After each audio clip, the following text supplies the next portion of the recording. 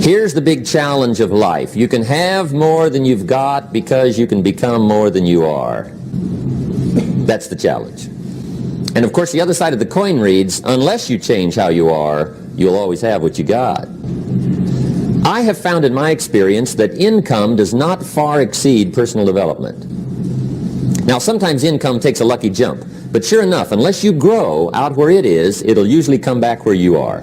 Life has strange ways.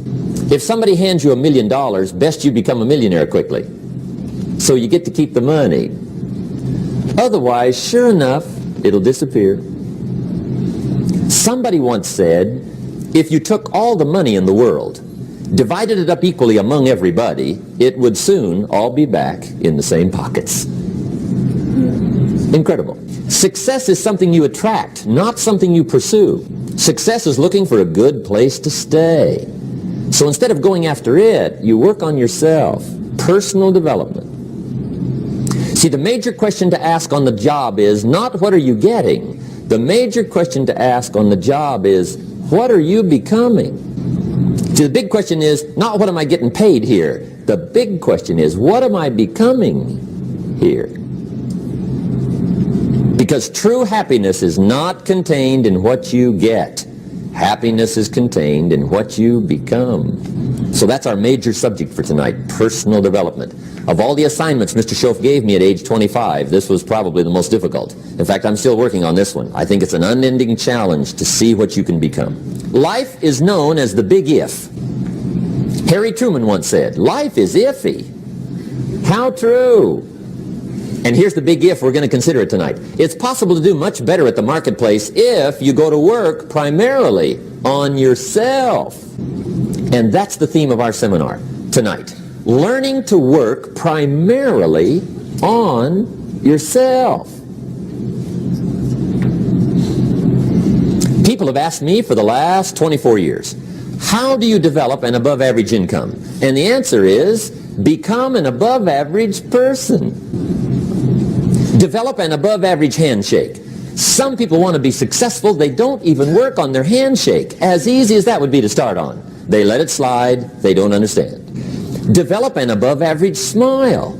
Develop an above average excitement. Develop an above average interest in other people. Develop an above average intensity to win. See, that'll change everything. Probably one of the most frustrating experiences in life is looking for an above average job with above average pay without becoming an above average person. It's called frustration.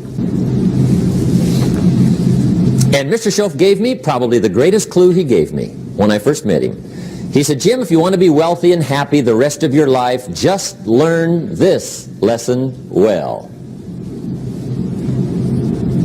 He said, learn to work harder on yourself than you do on your job. Then Mr. Schoaf gave me probably one of the most important clues among so many things he taught me, but this was in those early days. Mr. Schoaf was very kind, but he was also very abrupt, and he had these interesting questions to ask. I'm giving him a little rundown one day on how things hadn't worked out for me. He said, Mr. Rohn, I've got the answer for you if you will listen carefully.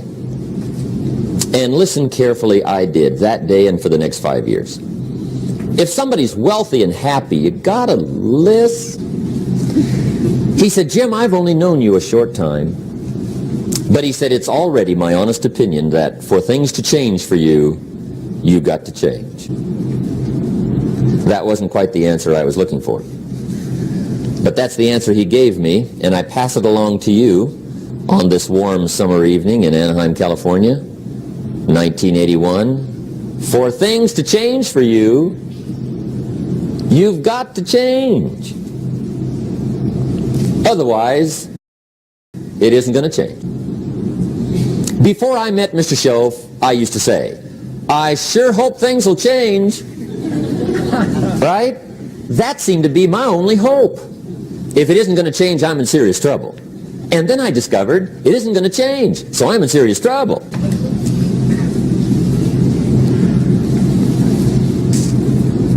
See, I can tell you what the 80s are going to be like. You have dropped into the right place.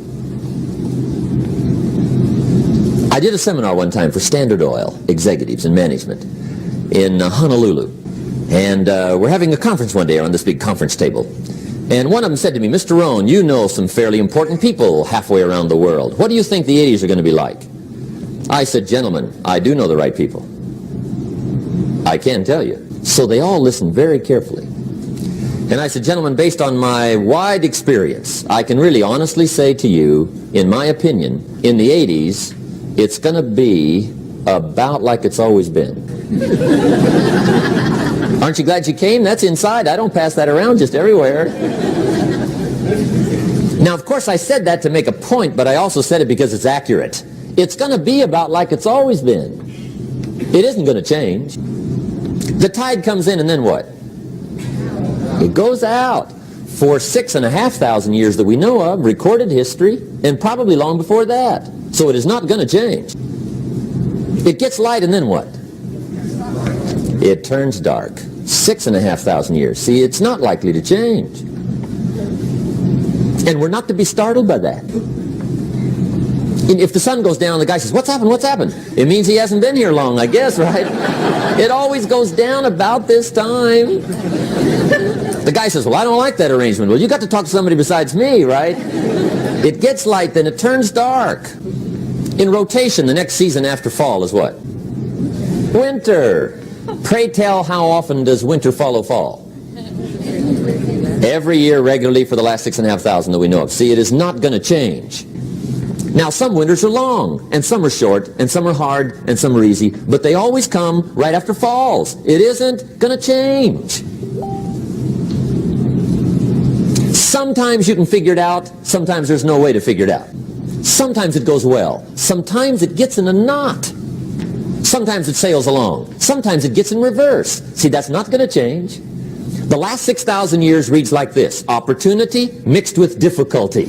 That's how it reads. It isn't going to change.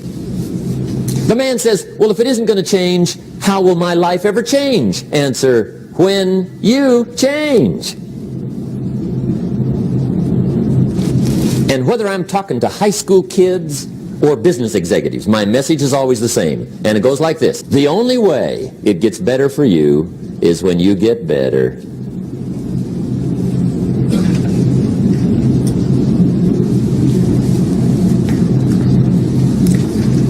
Let me give you the 4 major lessons in life to learn. Here's 4 majors. It's good to study the majors. In our weekend seminar we teach, some people don't do well because they major in minor things. You've got to be on the lookout. At the end of every week, end of every month, you've got to check, make sure you're not spending major time on minor things. Okay, we go through that whole series. Majors and minors. Now, let me give you 2 phrases before we get to the 4 majors. This will set it up and you'll see where I'm going. 2 key phrases for your notes. Here's the first one. Life and business is like the changing seasons. That's the first phrase. Life and business is like the changing seasons. One of the best ways to describe life, it's like the season. Frank Sinatra sings, "Life is like the seasons." Now here's the second phrase. Very important. You cannot change the seasons, but you can change yourself. You can't change the seasons, but you can change yourself. And see, that's how life gets better for you, not by chance, but by change. Now, here's the 4 major lessons in life to learn. I've got my first book finished. Came out a couple of weeks ago. This is in it. The 4 major lessons in life to learn. Here they are. Number 1, learn how to handle the winters. That's lesson 1. They come right after falls with regularity. Some are long and some are short and some are hard and some are easy, but they keep coming. You must learn to handle the nights. They come right after days. You must learn to handle difficulty. It comes right after opportunity. You must learn to handle recessions. They always follow progressions. For the last 6,000. See, it isn't going to change. The lesson you must learn is how to handle it. And there's all kinds of winters, right? The winter when you can't figure it out. The winter when it all goes smash. The winter when it turns belly up.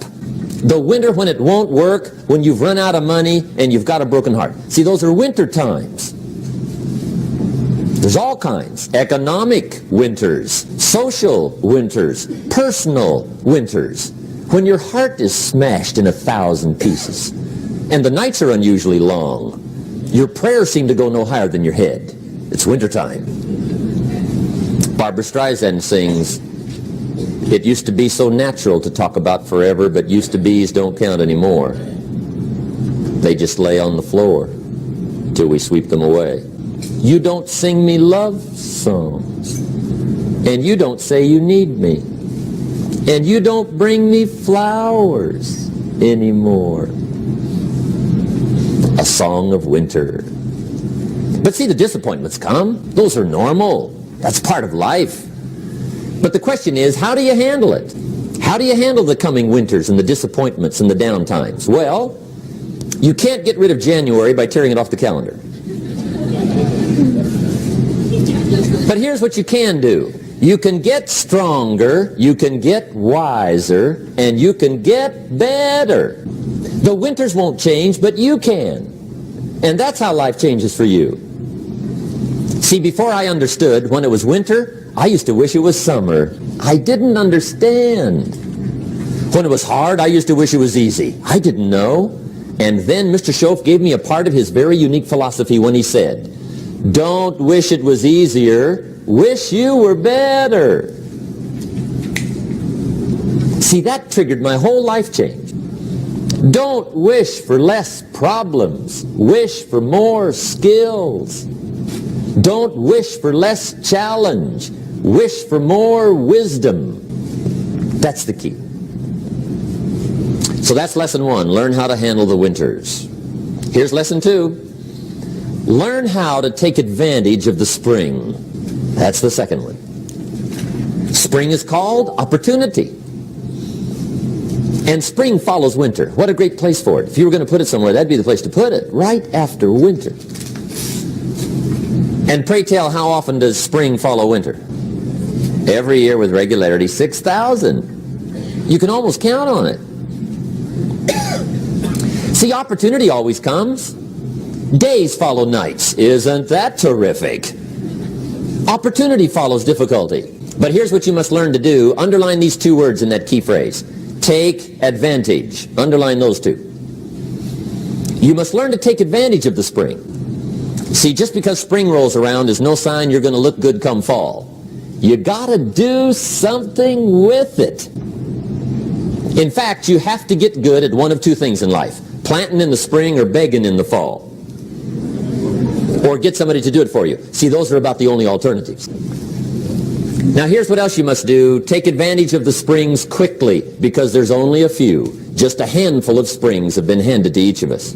They don't come forever. Life is fairly brief. So you got to read every book you can get your hands on what to do with your springs while they're here. And take advantage, they soon run out. The Beatles wrote, "Life is so short." And for John Lennon, it was extra short. But life is brief. Elton John sings, "She lived her life like a candle in the wind." It's brief. So whatever you're going to do with your life, you got to get at it. Don't just let the springs pass. Here's the third major lesson in life to learn. Learn how to protect your crops all summer. You got to take care of what you start. Sure enough, as soon as you've planted your garden in the spring, the busy bugs and the noxious weeds are out to take it. And here's the next bit of truth. They will take it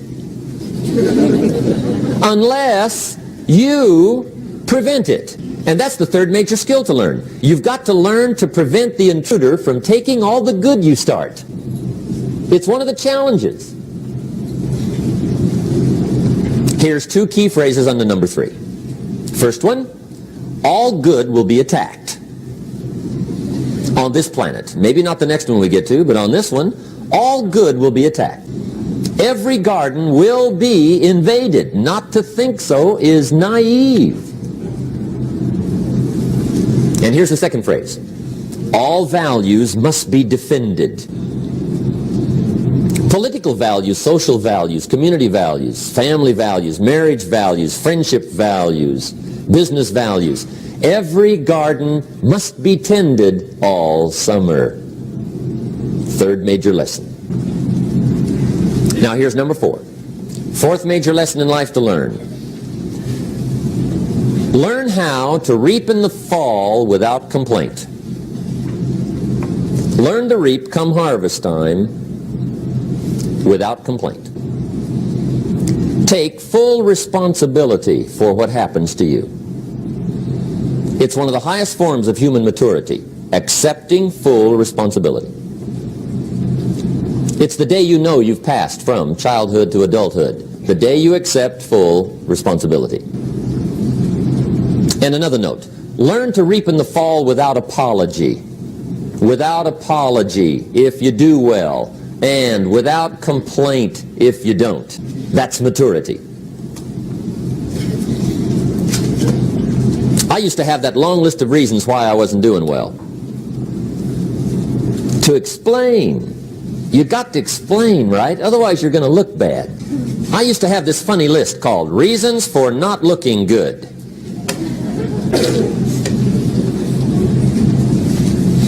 I used to blame the government.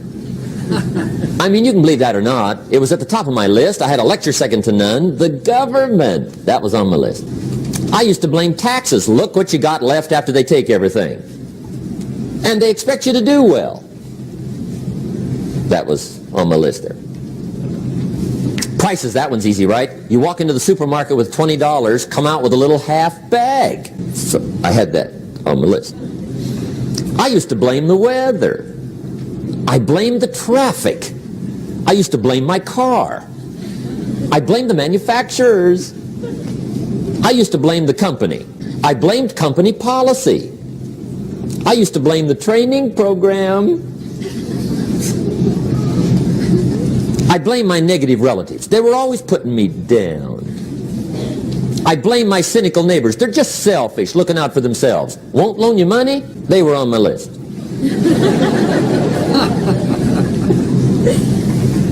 I used to blame the economy. I blamed the community. That's a pretty good list for not doing well, isn't it? I thought it was good. I'll never forget one day, Mr. Schoaf was very kind, but he was also very blunt, and this was no exception. And I'm glad he was blunt. There's a lot of things I'd have missed if he hadn't have been blunt. One day, with sort of a curious look on his face, he said, Jim, just out of curiosity, tell me, how come you haven't done well up until now? Excellent question. I thought, well, so I won't look too bad, I'll go through my list. And this list I just gave you, I put that on him. And he was very patient. He let me go through the whole thing, the government, the weather. I went through this whole thing. When I finished, he looked my list over very carefully. He said, Mr. Rohn, big problem with your list. You ain't on it. How brilliant.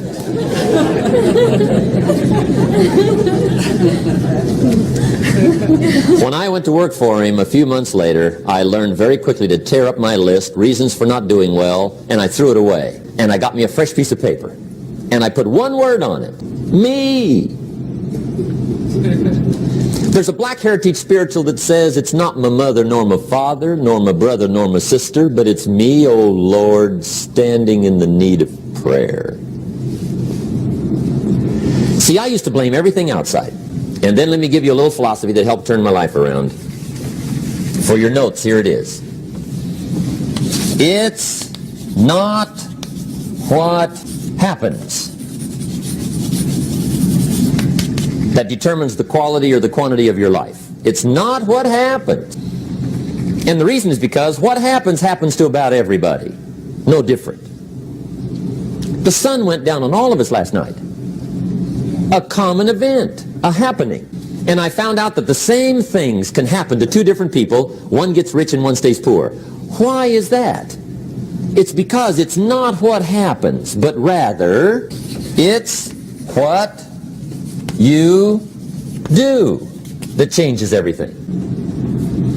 So that's a key phrase. It's not what happens, it's what you do. What happens is about the same. You might put that in parentheses here. Same. What people do, that's what's different. Anything can happen, right? Everything can happen. I've heard all the stories. I've been one of the stories. Hey, we could all tell stories all night long, right? Happenings. Anything can happen. Have you heard of Murphy's Laws? Anybody here heard of Murphy's Laws? Okay, most of you have. Murph had these laws. One of them was, if anything can go wrong, it will. That's one of Murphy's Laws. He was not one of the great positive speakers of the day. But anyway, it's still true though, right? Anything can go wrong, everything can go wrong. For sure. I've fallen out of the sky so many times. Once to the tune of a couple of million. Devastating. Took me a while to survive that one. Now, it wasn't all that much, but it was all I had. I mean, that's when it's much, right? When it's all you got. If you got 3, 2 go, you got 1 left, you ain't looking that bad. But when it all goes. Has anybody been there when it all went? Anybody? Come on, the rest of you liars. Go ahead. Hey, we've all been there, right? When it all went. Of course, it used to be a long time ago, right? When you ran out of money, got to 0, you were all through. Heck, now you can whistle right on by 0, right? I mean, they will bury you. That's what they will do.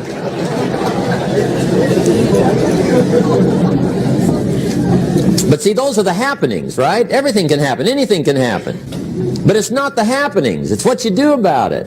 Somebody says, yeah, but you don't understand the disappointments I've had. Come on. Everybody's had their share. Disappointments are not special gifts reserved for the poor. Everybody has them. The difference is what you do about them. It's not the weather. I used to blame the weather, and I discovered it rains on the rich. So see, that won't help. 2 men wake up one morning, there's a rainstorm on. One of them looks out his window, sees the rainstorm, and he says, wow, what a storm. With weather like this, they can't expect you to go out and make sales. He stays home. Same morning, the other guy looks out his window, sees the same storm, says, wow, what a storm. But he says, you know what, with weather like this, what a great day to go out and make sales. Most everybody will probably be home, especially the salesman.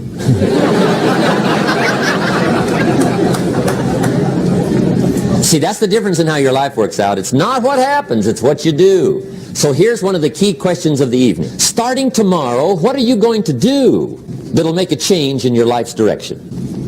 Good question. What are you going to do starting tomorrow that'll make a difference?